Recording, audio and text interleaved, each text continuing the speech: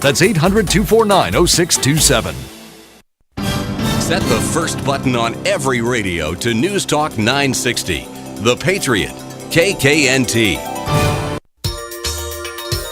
Now on News Talk 960, The Patriot, KKNT. It's the Middle East Radio Forum. Your chance to talk about the turmoil in the Middle East. To call in live, dial anytime at 602-508-0960. That's 602-508-0960. Now your host for the Middle East Radio Forum, attorney William J. Wolf. Good afternoon. My name is William J. Wolf. Welcome to Middle East Radio Forum. I would like to thank Craig Weiss for sitting in for me last week while I was out of town. He did a terrific job as always. This program is every Sunday at noon live here on News Talk 960 The Patriot with a rebroadcast every Sunday at 5 p.m. on 1360 a.m. KPXQ. Also tell your friends out of state they can also listen to the live show anywhere in the world on the internet. My website is middleeastradioforum.org. The last few months of shows are also available anytime in the archive section of my website. This is a call and talk show. The local number is 602-508-0960. Toll free anywhere else in the United States, 1-888-960-9696. For today's show, my guests are author of The Future of Israel, Devin Sper, and Mitchell Plitnick, Director of Education and Policy of the Jewish Voice for Peace. Good afternoon to both of you. Hi, Bill. How are you? Are you there, Mr. Plitnick? Yes, I am. Okay, great. Before we get started with my guests, the show always starts with my random thoughts. The Presbyterian Church is continuing with its divestment from Israel policy, attempting to economically destroy the Jewish homeland. One can only wonder when the Presbyterian Church lost its moral compass. The world has so much evil that could be confronted. Let me suggest a worthy project for the Presbyterian Church.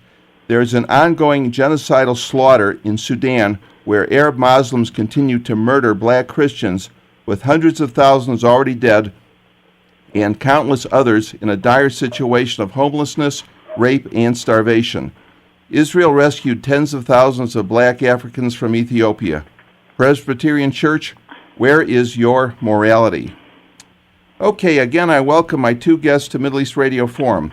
I'm going to ask my listeners to please wait for the break at the bottom of the hour to start calling in with your questions and comments so that we can really get into the discussion before we take any of your calls. Also, I'm going to ask my guests to please stay on the subject and limit your responses to about 30 seconds so we can cover a lot of ground. Unfortunately, the show is only for 1 hour. I would really like to go 2 hours on a subject like this, but that's the reality we have here. Okay, Mr. Plitnick, you're the guest on the phone, and I'm going to ask you the first question here. Okay. What do you believe to be the root cause of the original Arab-Israeli War of 1948? Well, the root cause of the War of 48 was that it was the culmination of half a century of conflict between two nationalist movements that had designs on the same land. The Zionist movement that ended up creating Israel, and Palestinian nationalism. Okay, Devin? Well, there's actually no evidence at all for Palestinian nationalism prior to 1964, really. Even during World War II, the leader of the Palestinian National Movement, Haj Amin al-Husseini, supported the union with Syria. The cause of the 1948 war was that the Arabs were seeking to commit genocide against the Jews of Israel. They stated so openly in their radio broadcasts. Their military leaders had plans to annihilate the civilian population, and they intended to carry that out. Okay, let's go to another question. This is for Devin. Do you think the Palestinians bear any responsibility for their refusal to accept the UN partition plan instigating the 1948 war against Israel and its consequences? Well, yes, I'm glad you brought that up. It was the UN partition plan which precipitated the advent of the war. The Jews accepted it. The Arabs rejected it, and as a result, the entire conflict has continued. The Arabs bear responsibility ultimately for the consequences of a war that they started.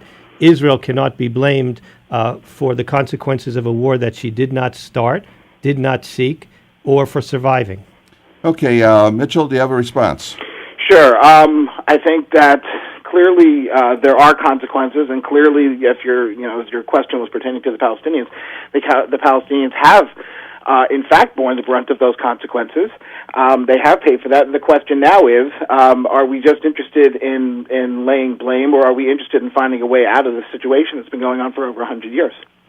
Okay, Devin, you have a short response to that? Yes, the problem is that the Palestinians did not simply reject the existence of Israel in 1948 or try to commit genocide in 48. They did the same in 67, and they did the same when Arafat launched his Oslo War, and they're doing the same thing today. So we cannot ignore this issue because this is the issue. Okay, Mitchell, I'll allow you to have a brief response if you like. Sure. Well, there's no evidence to support the idea that there is a program of genocide against the Jews, or that the Palestinians' actions are motivated by anything other than dispossession and the situations that they found themselves in competing with the Zionist movement for the past century. Okay, well, I've got a question then for Mitchell. Now, the PLO charter, doesn't that call for the destruction of Israel? The PLO charter did call for the destruction of Israel. It's been amended. As with any other founding document, the piece that called for that destruction was not stricken. It was amended, just like parts of the American Constitution that relied on the idea of two-thirds of a person have not been stricken when slavery was ended. So there certainly was a call for the destruction of Israel. That's different from a call for genocide against the Jews. Well, I'm not sure I understand the distinction, but Devin, go ahead, briefly. Well, it's not only in word that the Arabs have called for the genocide of the Jews, the Palestinian Arabs. For example, Haj Amin al-Husseini actually participated in World War II as an adjunct to Hitler in the Holocaust. And he was widely supported, and Hitler was widely supported among the Palestinians.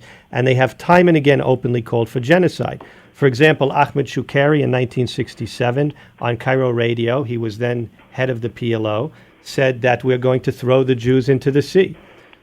Professor Edward Said, who I'm sure Mitchell will agree is an at least objective source, said, I quote, "The whole of Palestinian nationalism was based on driving all the Israelis out," unquote. Okay, let's move on to another topic.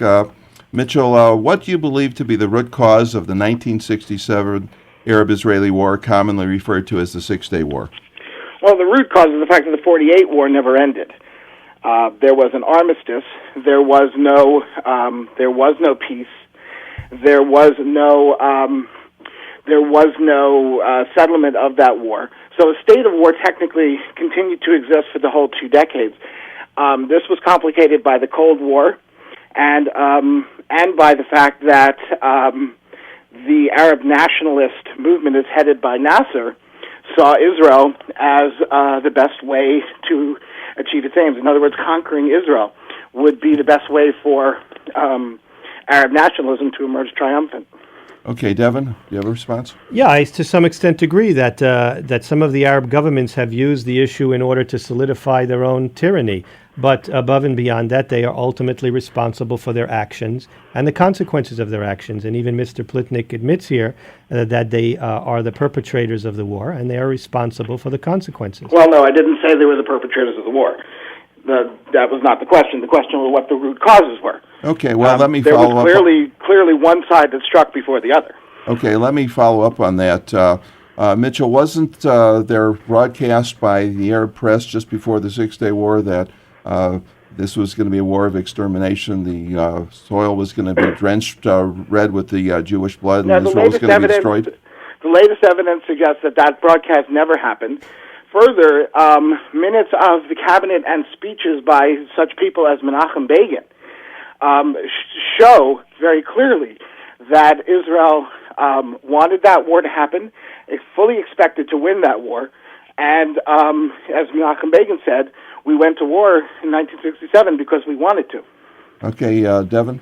Well, I would equate that answer with denial of the Holocaust. That's simply denying facts and trying to turn things on their head. I think most listeners know exactly whether or not the statements that Bill mentioned were true or not. We've all heard the famous slogan, "Throw the Jews in the sea," which again is Ahmed Shukeri, Cairo Radio, 1967.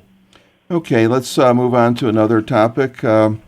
Let's see, Devin, what do you think would have happened had Israel lost the two wars that we've already discussed, the 1948 War of Independence and the 1967 Six-Day War?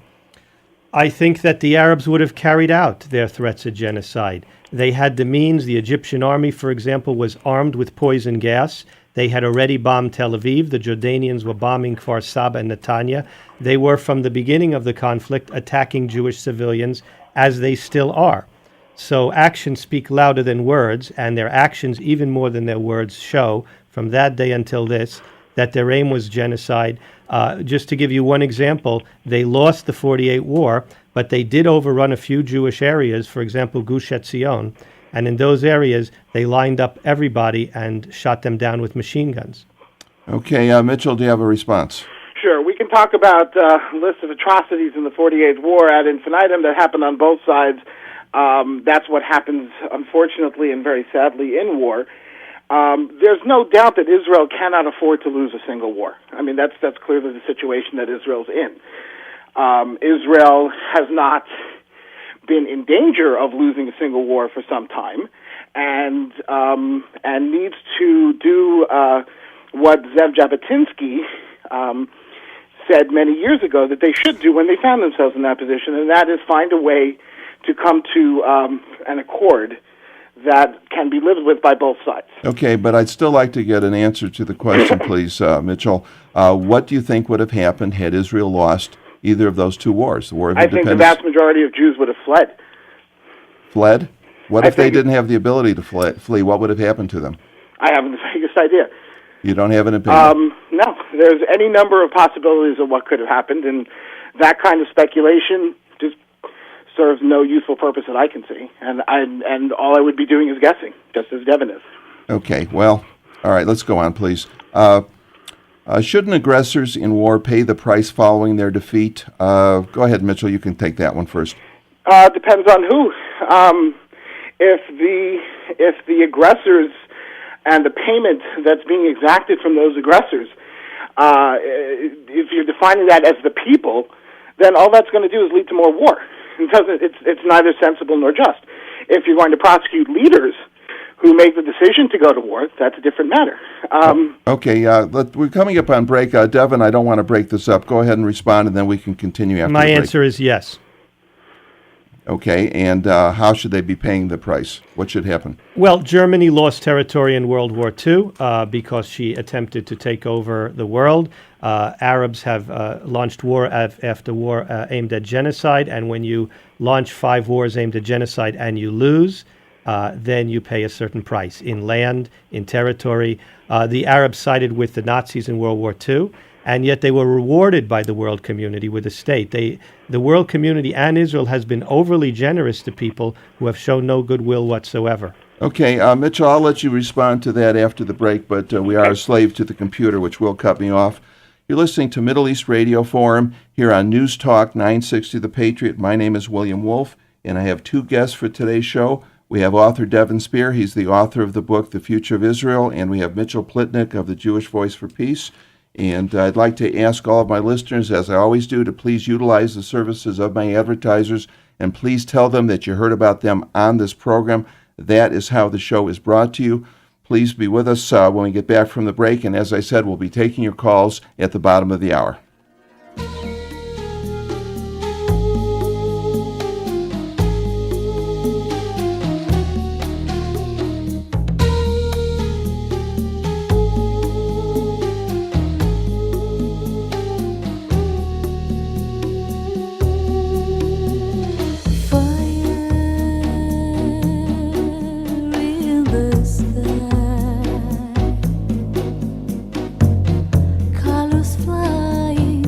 News Talk 960, The Patriot, KKNT.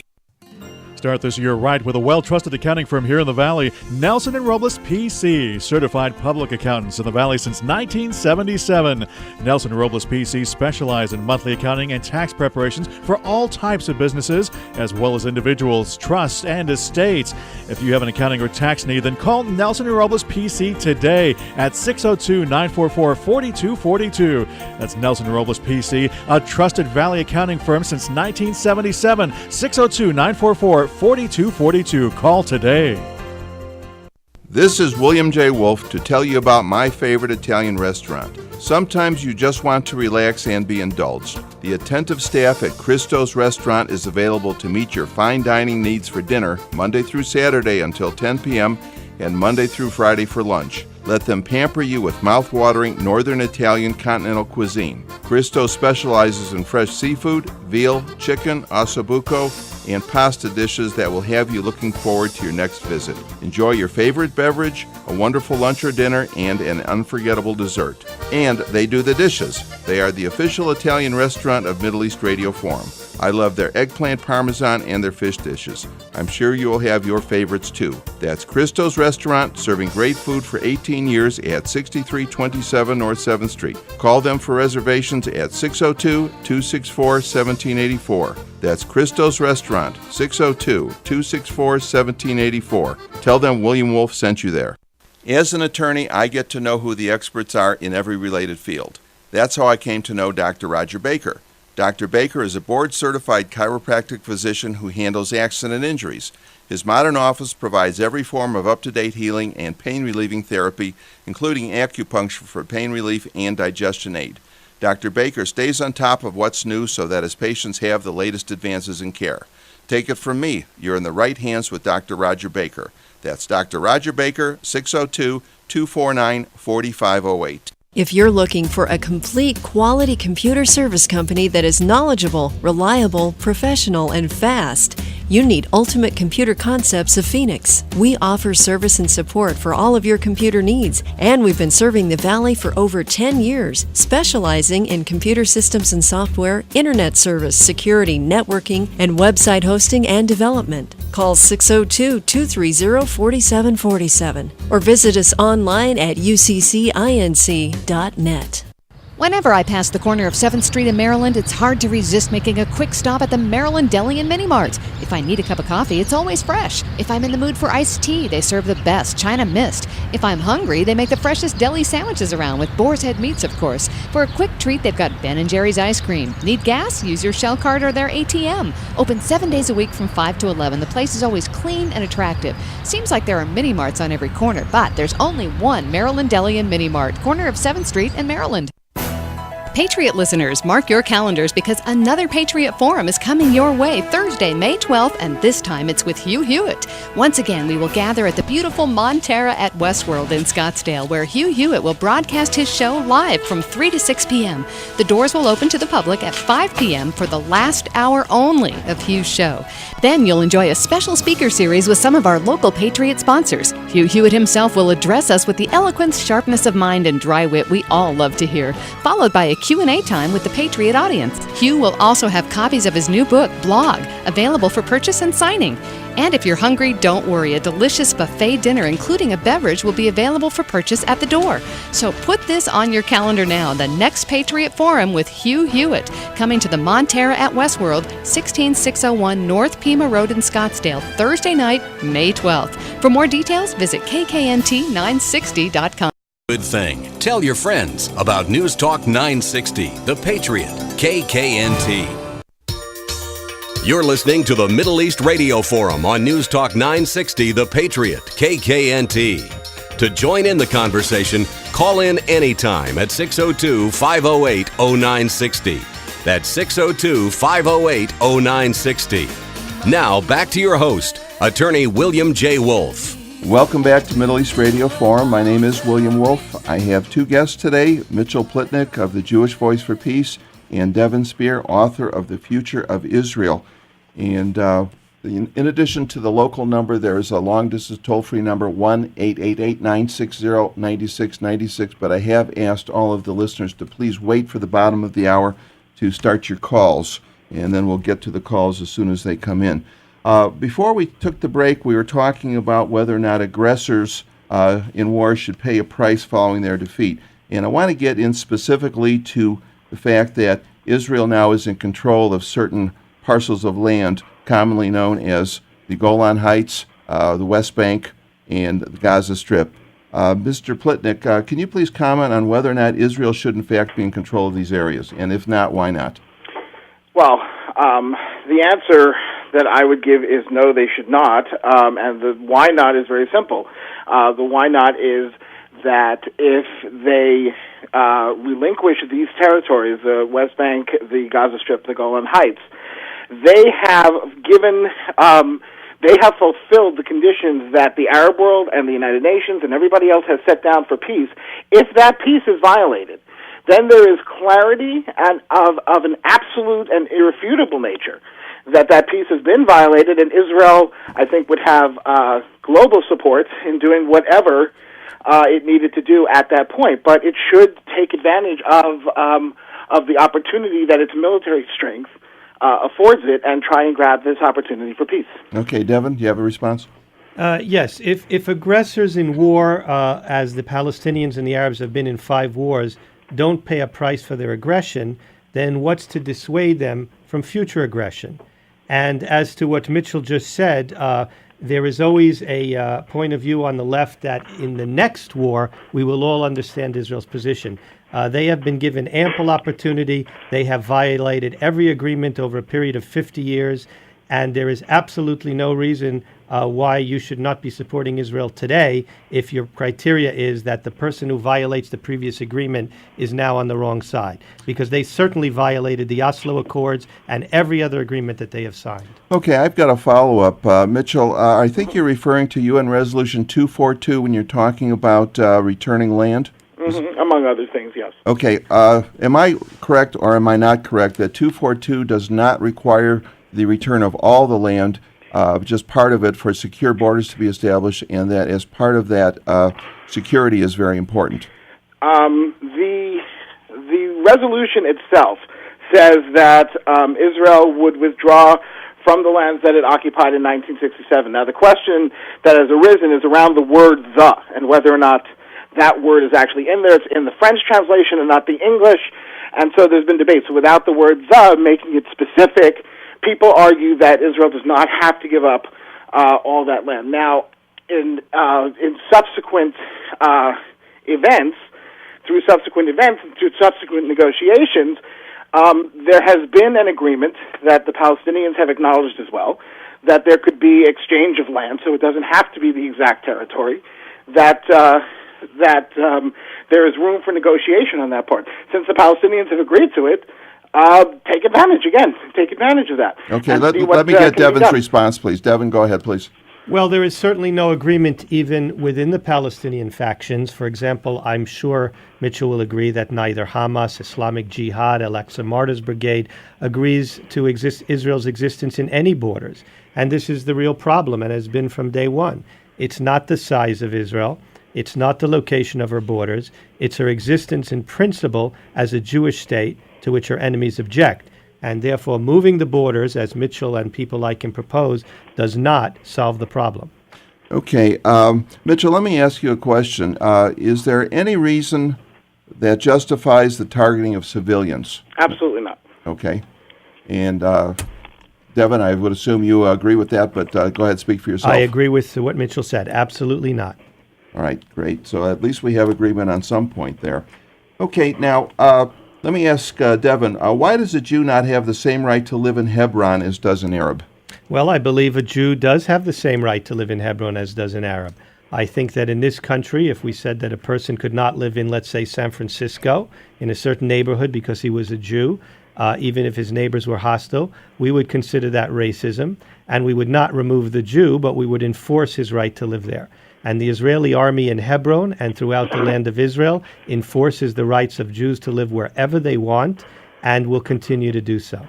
Okay, Mitchell, do you have a response or a comment? Yeah, I mean, the examples that Devin used, I think, is very illustrative. Would we say that any American citizen could not live in San Francisco? Of course we would not, and he's quite right that if someone tried to make that happen, it would be enforced. There would be enforcement to prevent it. But in Hebron, the situation is that Israel is enforcing the existence of Israeli citizens in Hebron among people who are not citizens of Israel. So if we want to actually make the case that Devin's making, then Israel's forced into a position that it certainly does not want to be in, which would be to absorb the Palestinian citizens of the West Bank and Gaza. Okay, Devin, go ahead, please. Even, Mitchell, if we agree that Hebron should become part of a Palestinian state, I'm not saying I do, but even hypothetically, I would still ask why a Jew does not have the right to live in Hebron. Okay. Any quick response, Mitchell? I would agree. Jews should have the right to live there. Okay. Let me ask a little bit of a question about borders. Mitchell, what borders do you think the Palestinians would accept Israel within? And I'm specifically thinking of the Camp David with Barak offering, I think it was 97% of the land that was rejected by Arafat and the Palestinians. What borders do you think the Palestinians would accept? Well, first of all, the offer that's called 97% excluded Greater Jerusalem, which is a lot bigger than it was in 1967, and also had Israel holding on to the Jordan Valley and some other military zones. So it was not the 97% that it's been said. That's number one. Number two, the Palestinians have stated that they want it back to the 67 borders. Whether you or anyone else thinks that's realistic, that's certainly what they've stated. And I think, and both sides have said that that's an acceptable place to start negotiations. Okay, Devin, go ahead, please. Well, this, I'm afraid, is just denial of the facts. It was, it can be argued whether it was 95 or 97%, but according to all the official documents at Camp David, according to President Clinton, according to Dennis Ross, who was the mediator himself, it was 97%. And the Palestinians, by and large, in word and deed, have not agreed that the 67 borders are legitimate for Israel. They did not accept them in 48. They did not accept them when Barak offered them in 2000. And in word and deed, Hamas, Islamic Jihad, Al-Aqsa Martyrs Brigade at least, do not accept them. Okay, we are coming up on break.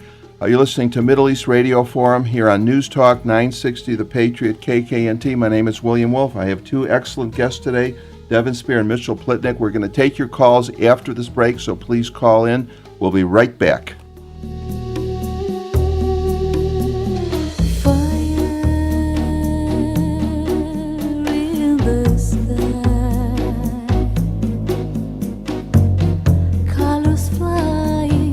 News Talk 960, The Patriot, KKNT. My friends, we all hope we'll never need the services of an attorney. Sometimes, of course, we don't have a choice. This is Dennis Prager here to tell you about William J. Wolf, attorney at law. William J. Wolf's practice is limited to injury and wrongful death claims, and although he's been in practice for over 31 years, he is not part of some huge impersonal law firm. To the contrary, when you call William J. Wolf, that's who you get. This means you also get very personal service. Over the years, William J. Wolf has successfully taken on many cases that other lawyers have turned down. Now you get the benefit of all that experience. There is absolutely no charge for initial consultation. As I said, we all hope we never need an injury attorney, but if you do, you want one with a lot of experience and one who will handle your case personally. That would be William J. Wolf, offices at 1121 East Missouri. Hours to fit your schedule. His number, 602-279-1914, 602-279-1914, outside the Phoenix metro area, 1-800-WOLF-LAW. Estate planning. It's something you know in the back of your mind that you ought to be doing, but you just haven't gotten around to it yet, right? Well, maybe it's because you aren't quite sure what estate planning is really all about, or maybe you don't know where to turn for advice. Well, here's a suggestion. Make a call to Carmen Cercone of the Householder Group. His specialty is trust planning with an emphasis on estate preservation and tax reduction, and he's been doing it successfully in the Valley for over 24 years. Let Carmen Cercone put that kind of experience to work for you. Right now, he's offering a complimentary estate and retirement analysis just for calling him at 480-556-9600. That's 480-556-9600. For greater convenience, Mr. Cercone's offices at 7th Street in Missouri and Phoenix, and at 87th and Via Ventura at the 101 in Scottsdale. Call for your complimentary appointment first thing tomorrow at 480-556-9600. Mr. Cercone is a registered representative offering securities through Sun America Securities, a member NASD, SIPC, and a wholly owned subsidiary broker-dealer of American International Group Incorporated. For those of you who savor a taste of the Middle East, you'll be happy to know that all the flavors and all the savory aromas of traditional Israeli home cooking can now be found right here in the Valley at Sabuti Israeli Restaurant, corner of University and Hardy in Tempe. At Sabuti Israeli Restaurant, you'll enjoy all your favorites, including falafel, shawarma, hummus, kebabs, and chicken schnitzel. Sabudi also features a variety of vegetarian specials. Stop by for lunch or dinner and say hi to the owner, Danny, and sit down to an unforgettable dining experience you'll want to enjoy again and again. By the way, be sure to bring along family or friends because Sabudi Israeli Restaurant is something that's too good to keep to yourself. For lunch and dinner, Monday through Saturday, it's Sabudi Israeli Restaurant, southeast corner of University and Hardy in Tempe. Buying or selling a home? Let Mary Beth Smith make your life easier. She's been a realtor for 18 years and is a certified residential specialist with Realty Executives. Let her show you what her personal service can do for you. Mary Beth has lived in North Phoenix for 30 years but works throughout the Phoenix metro area. Give her a call at 602-434-2900 or visit azqualityhomes.com. That's Mary Beth Smith. Let her expertise work for you. Call her today at 602-434-2900. KKNT. You're listening to the Middle East Radio Forum on News Talk 960, The Patriot, KKNT. To join in the conversation, call in anytime at 602-508-0960. That's 602-508-0960. Now, back to your host, Attorney William J. Wolf. Welcome back to Middle East Radio Forum. We're having a lively discussion between author Devin Sper and Mitchell Plitnick of the Jewish Voice for Peace. I promised to start taking calls at the bottom of the hour. I want to give the toll-free number quickly first, 1-888-960-9696 if you're out of the Phoenix metro area. Let's go to Steve calling from Phoenix. Go ahead, you're on the air, please. Yes. First, this is to Mr. Plitnick. I don't know where he's getting his history from. First of all, it's obvious he doesn't even know his U.S. constitutional history. He talks about 2/3 of a person. I believe he's referring to the 3/5 compromise, which counted 5 Africans for every 3 whites for the purpose of both taxation and representation. So he needs a history lesson in the U.S. government. Next, I want to challenge him on the fact that the Palestinians have never renounced their covenant. Starting in 1994 and proceeding over the years with exchanges of letters and promises to have the Palestine National Council meet, there has been nothing done. These letters go back and forth. There's reassertions. The reassertions are published in English with the media saying amendments have taken place. In Arabic, they say nothing of the sort. In 1998, as a result of the Y memorandum, President Clinton was there in Gaza in the presence of the Palestinian National Council, and they voted, quote, to reaffirm their decision to amend the covenant. Okay, let me interrupt you, Steve. I want to let him respond before we get any further. Go ahead. Do you have a response, please? The amendment is there. It's on paper. It's been filed. It is available to anyone who looks it up on the World Wide Web. It is also available in Arabic. We have Arabic speakers that have confirmed that. So the amendment is there. What Netanyahu and other Israelis and Americans have demanded is that the Palestinians strike from the covenant the initial wording, which they haven't done, and which is not standard practice for any such document for any government or group in the world. Okay, Steve, do you have a response? Well, first of all, if this has been amended, it hasn't appeared anywhere. As late as 2001, the former head of the CIA says basically there has not been any changes made to the amendment. In addition, if they ever do this, which I believe will be window dressing, Fatah, which is the main element of the PLO, has already in 1998 written and published a new constitution that goes beyond the Palestinian National Covenant in calling for the destruction of Israel. And as long as the Palestinians have a covenant where 30 out of the 33 articles deny the existence of Israel or call for its destruction explicitly or implicitly, then there can be no progress. They they are just going through motions without doing anything, and they have a backup covenant in place already. Okay, Steve, do you have anything further to add? No, thank you. Okay, thanks for your call. Let's quickly, we have 2 calls from Skokie, Illinois, believe it or not. Let's first go to David calling from Skokie. Go ahead, please. David, are you there? Yes, I am. Go ahead, please. I just have a question that kind of maybe more a comment. Each side seems to be making some very important points here and bringing out the issues of the conflict. The one thing that seems to disturb me a little bit is that the situation seems to be painted in a very black and white manner by both sides, and it seems to me that there's lots of shades of gray. I mean, each side, I don't think either side has been complete angels from the beginning of the conflict until the present, and either side has been the opposite either.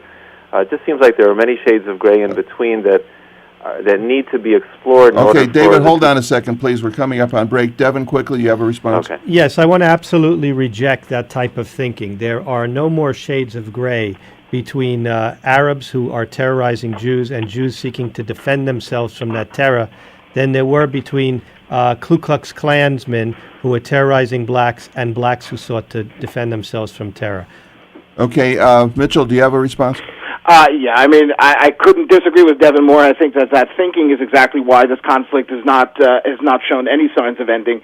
There are always shades of gray. In war, there are always bad things that happen, and there are always crimes committed by both sides. And the Israeli-Palestinian conflict is no exception. Israel is no exception. Just because we're Jews does not make us angels.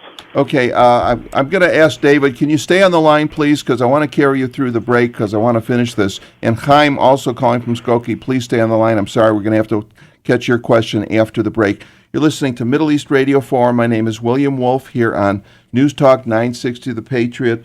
We're having a very lively discussion with Devin Sper and Mitchell Plitnick. We'll be right back after the break to continue with your calls. Local 602-508-0960. Toll free 1-888-960-9696. We'll be right back.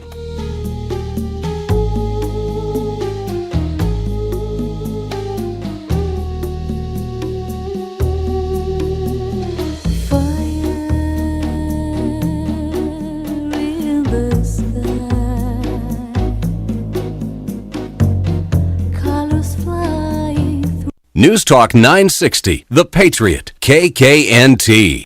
Whenever I pass the corner of 7th Street in Maryland, it's hard to resist making a quick stop at the Maryland Deli and Mini Mart. If I need a cup of coffee, it's always fresh. If I'm in the mood for iced tea, they serve the best China Mist. If I'm hungry, they make the freshest deli sandwiches around with boar's head meats, of course. For a quick treat, they've got Ben & Jerry's ice cream. Need gas? Use your Shell card or their ATM. Open 7 days a week from 5 to 11. The place is always clean and attractive. Seems like there are mini marts on every corner, but there's only one Maryland Deli and Mini Mart, corner of 7th Street in Maryland. Tucked away at the northeast corner of 7th Street in Missouri is that kosher-style New York, Chicago deli you've been looking for ever since you moved to the Valley. Scott's Generations. It's just like home. From the complete breakfast, lunch, and dinner menu to the family pictures on the wall. Carryouts? Of course. Catering? Yes. Stop by, say hi to your hosts Scott and Jean, and pick up a dozen bagels or bialys and get a half dozen free. Your favorite deli from back east is as close as Scott's Generations, 5539 North 7th Street at Missouri. For free delivery, call 277-5662. Protect your kids and stop unwanted and sensitive material from being displayed or popping up while they're surfing the net. Century Surf is an off-site filtering system with 6 different levels of protection. Unlike many other products on the market, Century Surf is protection that really works. It's easy to use, nothing to install, and it's cost-effective. Available through Ultimate Computer Concepts, Century Surf is only $14.95 a month. Call today and receive 1 free month when you sign up and mention this ad. Call 602-230-4747 or visit us online at centurysurf.com. Buying or selling a home? Let Mary Beth Smith make your life easier. She's been a realtor for 18 years and is a certified residential specialist with Realty Executives. Let her show you what her personal service can do for you. Mary Beth has lived in North Phoenix for 30 years but works throughout the Phoenix metro area. Give her a call at 602-434-2900 or visit azqualityhomes.com. That's Mary Beth Smith. Let her expertise work for you. Call her today at 602-434-2900. Take a trip to exotic India for lunch or dinner 7 days a week. Visit Flavors of India Restaurant, 4515 North 16th Street, just south of Camelback. Try their wonderful lunch buffet with meat and vegetarian entrees to suit every taste. For lunch and dinner, their award-winning chef individually prepares perfectly seasoned dishes to your desired spice level that will have you returning again and again. That's Flavors of India Restaurant, 4515 North 16th Street, just south of Camelback, or call 602-277-5546. As an attorney, I get to know who the experts are in every related field. That's how I came to know Dr. Roger Baker. Dr. Baker is a board-certified chiropractic physician who handles accident injuries. His modern office provides every form of up-to-date healing and pain-relieving therapy, including acupuncture for pain relief and digestion aid. Dr. Baker stays on top of what's new so that his patients have the latest advances in care. Take it from me, you're in the right hands with Dr. Roger Baker. That's Dr. Roger Baker, 602-249-4508. Here at News Talk 960, The Patriot, KKNT. You're listening to the Middle East Radio Forum on News Talk 960, The Patriot, KKNT. To join in the conversation, call in anytime at 602-508-0960. That's 602-508-0960. Now, back to your host, Attorney William J. Wolf. Welcome back for today's final segment of Middle East Radio Forum. I have two guests today, author Devin Sper and Mitchell Plitnick of the Jewish Voice for Peace. Excuse me. And we had a call from David, and he was talking about shades of gray. I don't want to put words in his mouth. I understand he's no longer on the line. He seems to be talking about moral equivalency. Can you comment on that, Devin? Yes, well, again, I reject the idea of moral equivalence. Martin Luther King once said, there is a right side and a wrong side in this conflict, and the government of the United States does not belong in the middle. I believe that this is the crux of the difference between myself and people like Mitchell, whether or not we actually believe in right and wrong, and whether or not there is such thing as objective truth. The other point of view is that one man's freedom fighter is another man's terrorist. I reject that. Now, it's not even quite... it's somewhat disingenuous on the other side as well, because if, for example, I look at what Mitchell's written, he advocates divestment from Israel, but he doesn't advocate divestment from the Palestinian Authority. He advocates that the United States not sell weapons to Israel, but he doesn't advocate that they not sell weapons to the Palestinians or any Arab country. So while they say that there are shades of gray on both sides, in fact, they take a black and white position, which is anti-Israel. Okay, Mitchell, I'm certainly going to allow you to respond. Go ahead, please. Well, number one, just to start with the question of moral equivalence, I find moral equivalence, that question, to be misleading in and of itself. Any situation has to be judged in its own moral context. You look at what Palestinians do, and you have a moral standard for what they do, and you look at what Israelis do, you have a moral standard for what they do. And with everything taken into account, the situations on both sides. Now, as to... I didn't hear the question quite that way. What I was hearing more of was to say that there are things that each side does wrong, and there are things that each side has a point about, and to start weighing those, you get into a discussion that can spiral endlessly. Okay, I'm going to have to interrupt you because I have to move along. Devin, quickly respond, then we have to take some more calls. If I understood you correctly, Mitchell, you're saying that there is a moral standard for Israel and a different moral standard? You did not understand me correctly, Devin. Okay, we're talking about the same moral standard. Yeah.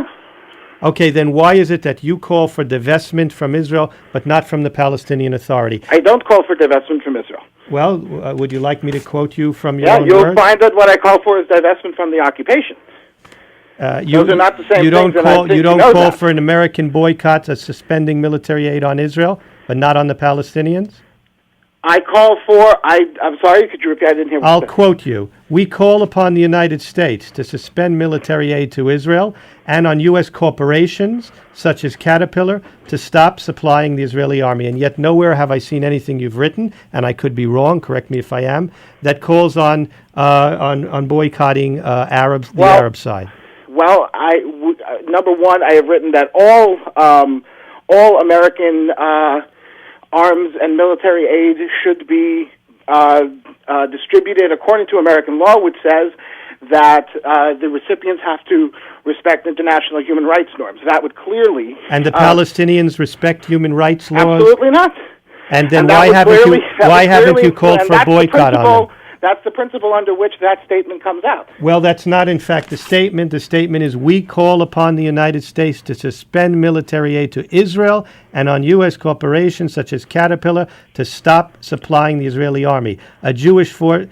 There is another place where I read you said a Jewish Voice for Peace has not been involved in campaigns promoting divestment, and yet your website is covered with campaign promoting divestment. Your speakers go to the Presbyterian Church and advocate they divest from Israel. And the Presbyterian Church is not talking about divesting from Israel. They're talking about divesting from the occupation. That we do support, and I do support that. Well, we can get into the word occupation. I think we need to. I'm sorry I have to keep my holders waiting, but Devin, is there an occupation? No, I don't see how you can call people who have lived in the land for 3,200 years continuously, as the Jews have. Let's take a specific example, East Jerusalem, Hebron. Jews have always lived there. They lived there for 1,300 years before the Arabs arrived. And just to be clear, I'm not saying the Arabs don't have rights there, but to say that the Jews are occupiers in the land in which they are the original native inhabitants is like saying that an Apache Indian is an occupier in Arizona. Okay, Mitchell, quickly you can respond, but I have some calls I have to get to. Sure. Well, I would just have to pose the question. There are 3.5 million people in the West Bank and Gaza Strip who have no civil rights, no rights under any law. They have no right to vote or to representation. They have no rights over within that government that controls their lives, which is the Israeli government. That, to me, certainly sounds like occupation. Okay, Devin, go ahead quickly, then I have to get to another call. How in the world they have no right to vote, I don't know. They just voted for the Palestinian Authority and elected Mahmoud Abbas. Devin, you know that's not the government that controls their lives, please. Okay, please, I have to get to another call. Time from Skokie, you've been holding, thank you, but go ahead, please, quickly. Yeah, I want to know about, in a two-state solution that has been envisioned, what would be the rights of the Arabs who are living in Jerusalem right now? What kind of citizen status would they have? And also, I wanted to say that just look at the newspapers that are published every day in the Middle East. Israel doesn't exist, according to them. And good Yontif. All right, thank you. Mitchell, go ahead, and then I'll let Devin quickly respond. Well, I don't know what newspapers that Chaim is looking at. There are certainly a great many that will never use the word Israel. They will call it the Zionist entity, and certainly that's a method of denying Israel's existence.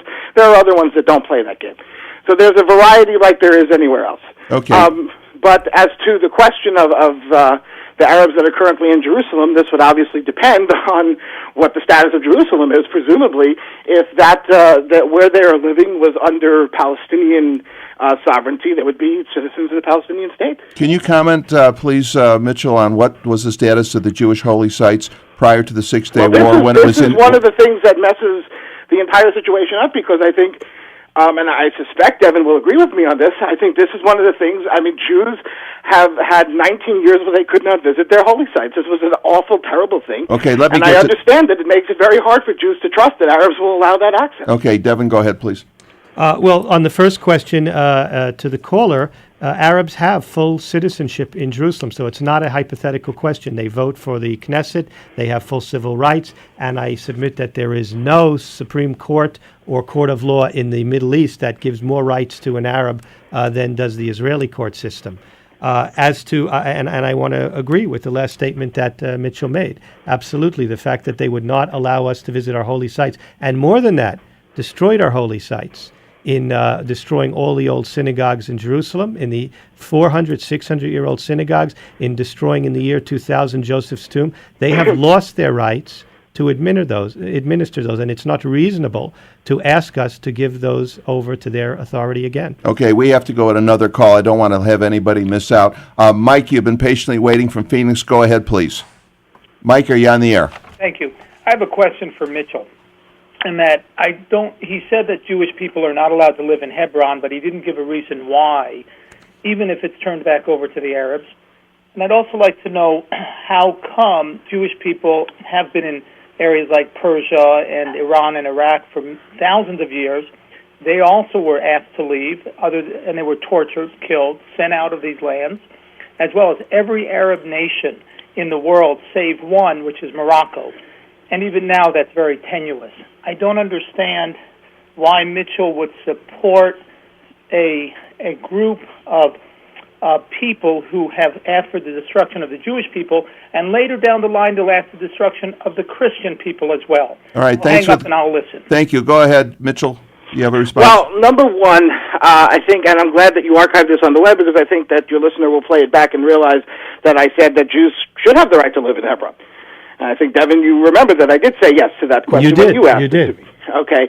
So they should, and I think that is an optimal solution. I kind of doubt that many Jews will want to live in Hebron if it is under Palestinian rule, but if they do, well, if they do, they should be able to live there and have their well-being and their rights completely protected. Why do you doubt they would want to? That's a very interesting statement. Because I think they would prefer to live in the Jewish state on the whole. Why? Because I just think that Jews would prefer to live in a Jewish state. That's why we have Israel. You know they wouldn't be tolerated there without the Israeli army to protect them. Isn't that so?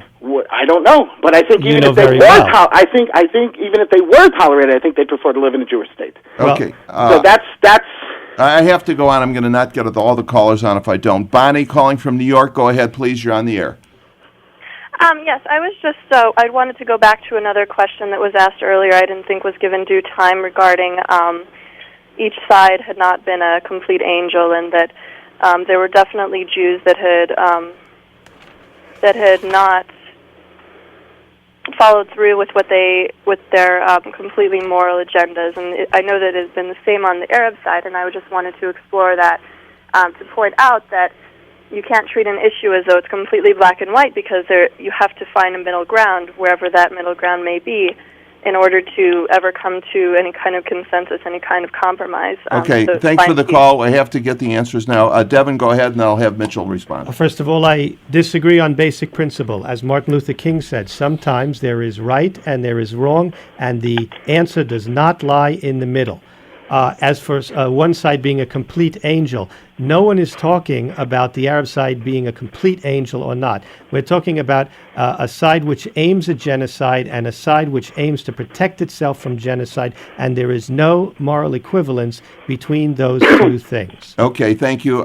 Mitchell, go ahead, please. Well, again, I think that, first of all, I think Devin's way of looking at it, by definition, means the conflict can't end without Israel completely destroying the Arab states, or vice versa, God forbid. And I think that we need to find places where this common ground, and denying that Israel has ever done anything wrong, as Devin is doing.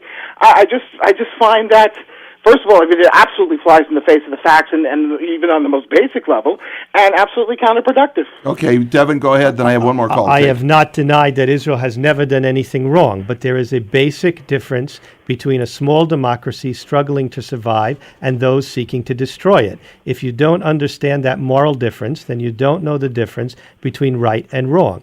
As for whether or not there is a solution to the conflict other than peace process, I submit to you there is, and I suggest you read my book, The Moral Case for Israel, because I lay it out clearly. Okay, let's go to Edward calling from Scottsdale. Go ahead, and thank you for waiting. Edward, are you there? Yes. Go ahead, please. Edward? I'm here. Thank you very much. Go ahead. This is for Mitchell. Mitchell, in past, to the victor goes the spoils. How will there ever be a Palestinian state until the Arabs offer a peace plan on which they can begin negotiations, a realistic plan? And my question is to you, Mitchell, because you seem to feel that they are capable of negotiating a realistic peace plan. Go ahead, Mitchell. Well, I think first of all, there is a plan. There's a plan that's been out there for years. First answer the question, to the victor goes the spoils. That's not a question. That's a statement, and it's a cliche I don't agree with. That's all well and good, and it may, in a sense, say also might makes right, but it doesn't prevent conflicts from continuing and wars from going on. Mm-hmm. So I don't see where that helps us. But as to the question of an Arab, there are peace plans. The Saudi peace plans specifically states, Israel goes back to the 67 borders. There's a shared Jerusalem, some resolution of the refugee crisis, and in exchange, Israel gets full North peace with the Arab states. Now, Okay, you can believe or not believe it, but that plan is out there, and it is a basis for Okay, we're almost out of time. Devin, quickly, do you have a response? Well, it's not a basis for negotiations because it's not accepted by word or deed by the majority of the Palestinians. When you're willing to put a bomb on your child in order to blow up mine, then you're telling me a very clear message, which is you don't accept my existence. Except that's not the majority of the Palestinians, Devin. 83% of Palestinians, 87% of Palestinians in the most recent poll support suicide bombing, and that is the majority of the Palestinians. If it's not, the others are not speaking up. Okay, we could go on another hour, like I said, but we're just about out of time. I'd like to thank both my guests, Devin Sper and Mitchell Plitnick, for being on the show.